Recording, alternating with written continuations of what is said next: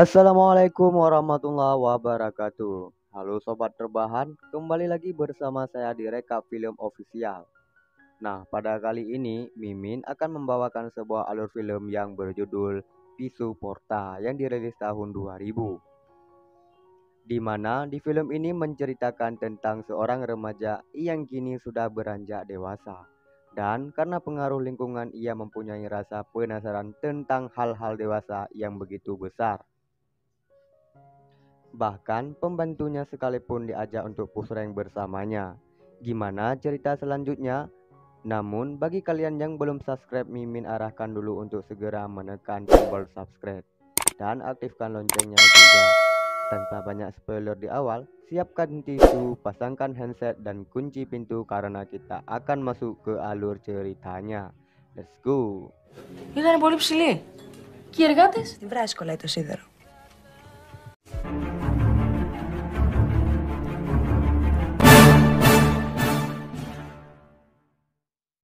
Scene diawali dengan memperlihatkan sebuah gedung yang sedang dibangun. Dan terlihat di situ seorang remaja bernama Dimitri dan juga beberapa temannya. Ayah Dimitri adalah arsitek sekaligus penanggung jawab proyek gedung tersebut. Namun, datanglah dua orang pengawas ke situ. Seketika suasana berubah menjadi mencekam. Mereka protes karena bangunan itu tidak sesuai dengan harapan. Karena pengawas itu menyuruh ayahnya Dimitri membuat gedung 6 lantai. Namun, ayahnya Dimitri malah membuat 8 lantai dengan keyakinannya bahwa hasilnya jauh lebih memukau. Namun, tiba-tiba ayahnya Dimitri terkena serangan jantung dan jatuh ke tanah. Dan disitulah ayahnya Dimitri menghembuskan nafas terakhir kalinya. Hari itu adalah hari yang paling memilukan di dalam keluarganya Dimitri. Apalagi Dimitri melihat langsung kejadian di saat ayahnya menghembuskan nafas untuk terakhir kalinya. Di sisi lain, Dimitri yang kini sudah memasuki usia remaja dan juga rasa ingin tahu yang besar, dia mulai mencari hal-hal baru di dalam hidupnya. Selain itu, di rumahnya, Dimitri mempunyai dua pembantu yang cantik. Mengintip gunung kembar milik pembantunya itu kini sudah menjadi rutinitas Dimitri. Pembantu itu bernama Gina dan Visu. Namun, Dimitri lebih tertarik kepada Gina karena menurut Dimitri, Gina adalah yang paling menarik di antara keduanya. Suatu hari, Dimitri diam-diam memperhatikan mereka. Namun, pada akhirnya Dimitri ketahuan. Kemudian, Dimitri beralasan kalau dia ingin mengambil sarapan sebelum berangkat ke sekolah. Saat sampai di sekolah, Dimitri melihat kawan dekatnya berbincang-bincang dengan pacarnya. Dia sedikit cemburu karena di antara mereka hanya Dimitri yang tidak memiliki kekasih. Setelah kepergian sang ayah, rumah Dimitri sering menjadi tempat kunjungan tamu-tamu. Mungkin itulah kesempatan mereka untuk mendapatkan janda cantik, yaitu ibunya Dimitri. Salah satu tamu yang sering datang adalah Apostolos. Dia adalah seorang pria yang telah lama dekat dengan ibunya Dimitri. Dimitri menyadari kalau Apostolos mengincar ibunya itu.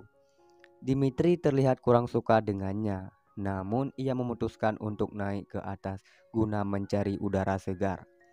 Saat di atas, Dimitri tanpa sengaja melihat sebuah pemandangan yang menarik. Dia berhadapan langsung dengan jendela kamarnya Gina yang saat itu sedang membungkus buah melonnya. Widih. Apaan tuh? Pada malam berikutnya, rumahnya Dimitri kedatangan seorang tamu yang tak lain adalah Apostolos. Namun, yang membuat situasi tegang adalah sikapnya Dimitri. Tanpa ragu, ia bersikap kurang sopan dan menyindir Apostolos. Tentu saja hal itu membuat ibunya marah. Ia tidak suka kalau Dimitri bersikap demikian. Dimitri akhirnya memilih untuk pergi ke kamar. Ia termenung dan ia juga semakin tak betah tinggal di rumah itu lagi. Suatu malam, dia diajak temannya untuk nongkrong di sebuah kafe. Di sana, Dimitri diperkenalkan dengan seorang gadis bernama Xenia. Mereka minum bersama, berbincang-bincang, dan pada akhirnya Dimitri tumbang akibat mabuk berat. Akhirnya Dimitri diantar pulang oleh temannya. Saat sampainya di rumah, Dimitri diceramahi ibunya akibat pergaulannya yang sekarang. Sí. A ti tu έχετε κάνει. Keesokan harinya, Dimitri ketahuan ibunya saat sedang membaca buku dewasa. Ibu Dimitri memahami bahwa Dimitri yang kini sudah beranjak dewasa. Namun, ibunya juga menjelaskan bahwa ada juga hal-hal yang tak seharusnya Dimitri tahu. Bisa dibilang belum saatnya untuk Dimitri. Κοπέλα της ηλικίας σου. Δηλαδή, τι κακό. Setelah kepergian ayahnya, ibu Dimitri menjadi penanggung jawab di keluarganya. Saat itu, ia ingin pergi ke Paris untuk beberapa hari. Setelah ibunya berangkat, Dimitri merasakan kesepian. Ia tak punya kegiatan maupun teman untuk diajak berbincang. Akhirnya ia memutuskan untuk pergi ke ruangan visu, tapi di situ tak ada seorang pun di sana. Dan akhirnya ia memutuskan untuk pergi ke kamar Gina. Ia lalu mengajak Gina untuk berbincang-bincang dengannya. Nah, disinilah awal mula pertandingannya. Ditambah lagi, Gina lebih suka membahas hal-hal dewasa, yang dimana itu membuat Mimin lebih fokus mendengarnya. Hihihi. Dimitri terbawa suasana, batang singkongnya pun bergejolak-jolak padanya. Ia sangat ingin bercocok tanam dengannya. Dimitri mencoba untuk mengajak Gina bermain bersamanya, namun Gina menolak dengan alasan Dimitri belum mampu untuk melakukannya. Έτσι θα σε θέλουν σαν τρελές. Keesokan harinya, Dimitri menanyakan kepada kawannya tentang di mana biasanya para serabi berjualan, karena nafsu Dimitri yang sudah tak tertahan. Akhirnya Dimitri ditemenin kawannya itu menuju ke tempat serabi itu berjualan. Sesampainya di sana, akhirnya Dimitri langsung merasakan kenikmatan yang tiada duanya. Τι θες εσύ εδώ.